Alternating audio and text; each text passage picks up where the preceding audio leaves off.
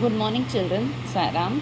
Today we are going to study chapter number 2, Understanding Secularism of Political Science.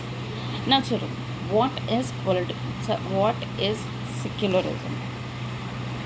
First of all, before asking and defining about secularism, what does the word secular means?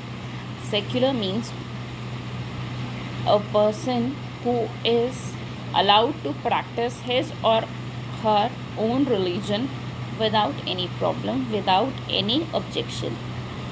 And secularism refers to the separation between the power of a religion and the power of the state. This is important for a country and for the members of the or citizens of the country to function properly and democratically. Now, children, when we are talking about secularism, what is the difference between being secular and religionism? The word called religionism or regionalism. Three terms which are totally different. Secularism covers about the country.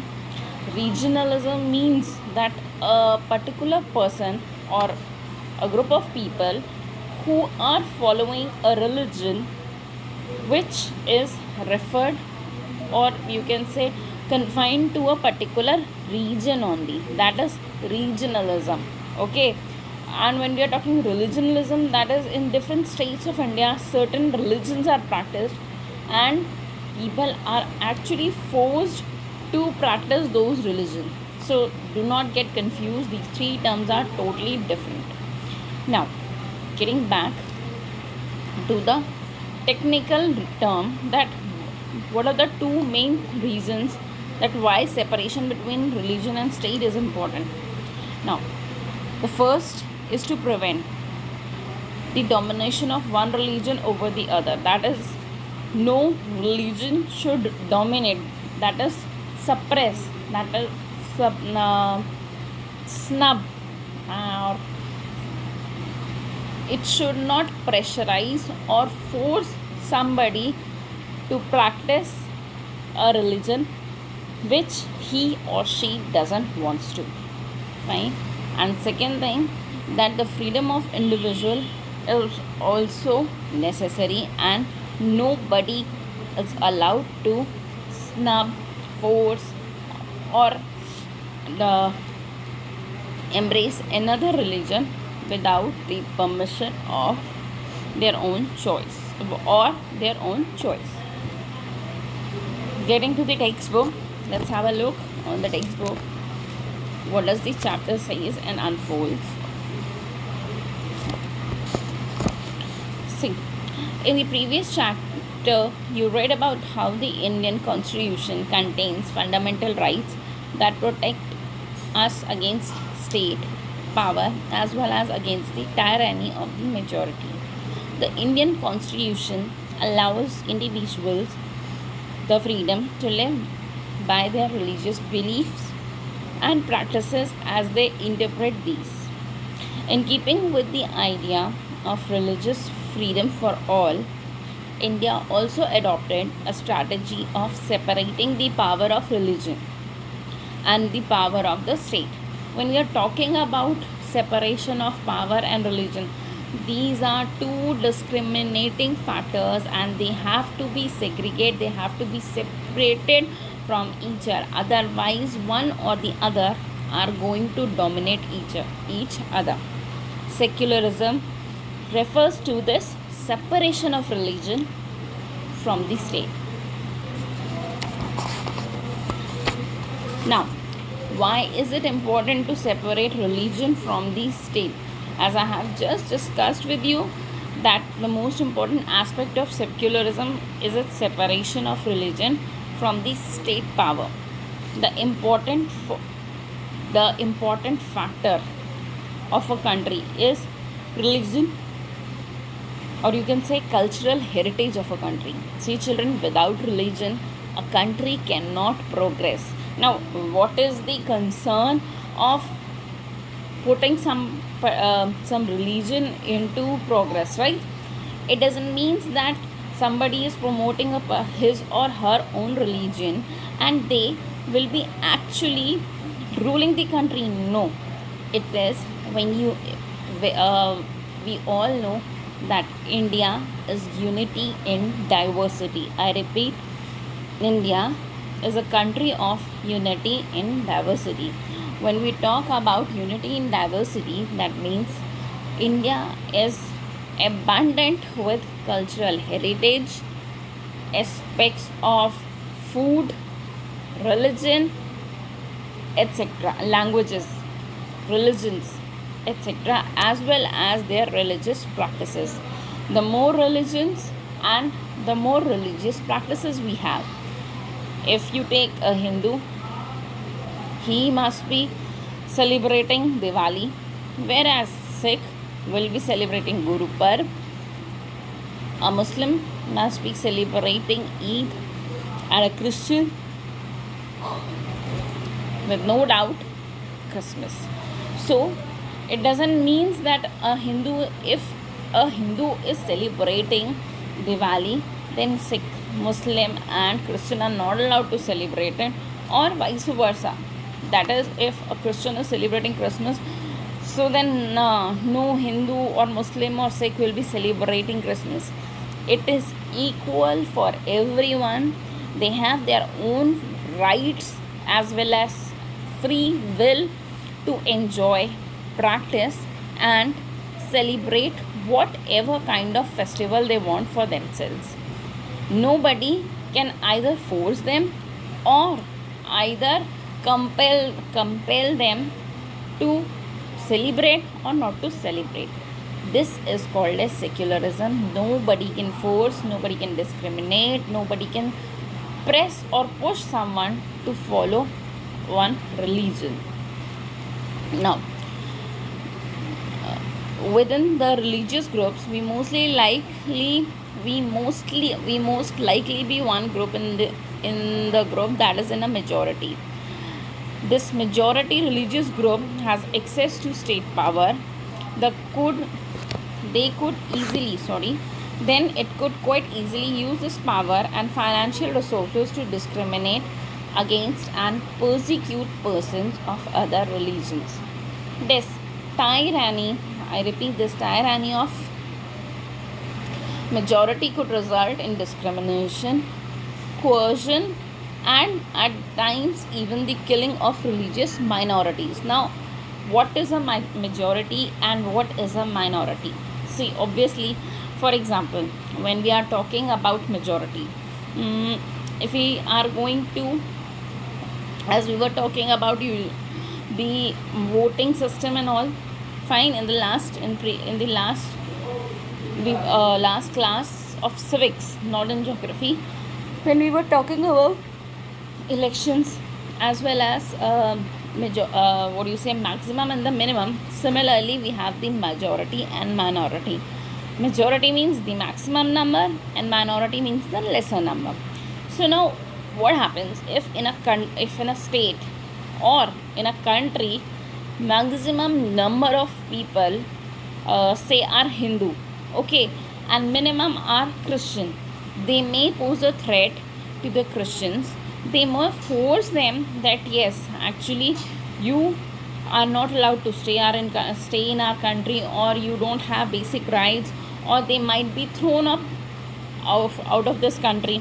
Or we can take another example. We might be living in a country where a large number of Muslims are living and the minority goes for the Christians. They might, or Jews, they might try to throw upon the Christians. So it can be anything. It is not, and children, it is not to be taken personally that you are talking and discussing that the ma'am has told this majority minority. No, it is just an example to illustrate what secularism means actually. It can be, if you go into South, children, what happens? Maximum number of people in South are Muslim. You'll find maximum number of people either Muslim or Christian. So what can happen? Nothing is going to happen. They are living harmoniously and peacefully in the south area. It's just that nobody interrupts and creates a feud in between them. So getting back to the text and content, the majority could quite easily prevent minorities from practicing their religions. Any form of domination based on religion is in violation of the rights that a democratic society guarantees to each and every citizen, irrespective of their religion. Therefore, the tyranny of the majority and violation of fundamental rights that can result is one reason why it is important to separate the state and religion in democratic societies. Another reason that is important to separate religion from the state in democratic societies is because we also need to protect the freedom of individuals to exit from their religion, embrace another religion, or have freedom to interpret religious teachings differently. That is, the people of our country or any country can actually explore the cultural values of other religions as well, and they should not force anyone to practice any religion forcefully. Now, what else is there? Now, what is next? Like, you might feel that you dislike this practice of untouchability. Fine, what happens or what happened? Nobody could actually intervene. However, if the state power in the hands of those who were Hindus, could landlords, especially if they were in majority, and they could have intervened up, they would have interrupted by the state, then the situation would have been different. Similarly, it is about Sati Pratha. What happened in Sati Pratha? The Hindu, you can say the upper caste, as well as the upper middle caste of the society, especially the Brahmins, they emphasize the practice of sati. Now, why sati? What was the Sati Pratha, and what it has to do with the religious practices? When we are talking about the religious practices, what actually happened actually, the society, the majority of the Hindu class did not support the authorities as well as the rights of the society. They tried to snub the power of the women, especially the Indian women, Indian Hindu women. And till date, we are living in a male dominated society where the rights as well as the thinking of the women are abolished and snubbed. Till date, we are not able to give a cultured outlook towards the rights as well as the decisions of the women. So, how do the women suffer the religious practices? Sati Pratha was an exemplary, you can say, sacrifice by the women, and which was slaughtered on the name of Indian Hindu upper caste society. It could have been damaged or deteriorated if the state was in power, but no, the religious state power was in the hands of the Indian Hindu landlords as well as the Brahmins.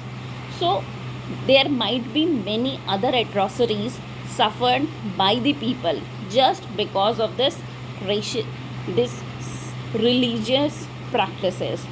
So children, when you are talking about religious practices, they should not hamper anyone's criteria, point of view, as well as self-respect. That is why we called India a secular country where people are allowed to practice the religion of their choice. Now, next, what the NCERT textbook says. The members who have control of the power might say that there is only one interpretation of Hinduism and that you do not have the freedom to interpret this differently.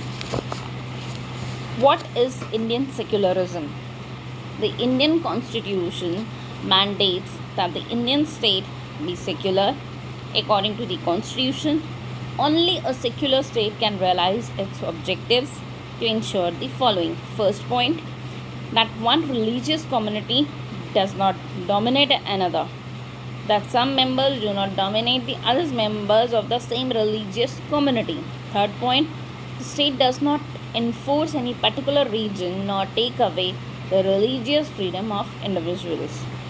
The Indian state works in a various ways to prevent the above domination. Children, that's it for today, and we'll continue in the next class. Thank you and Saira.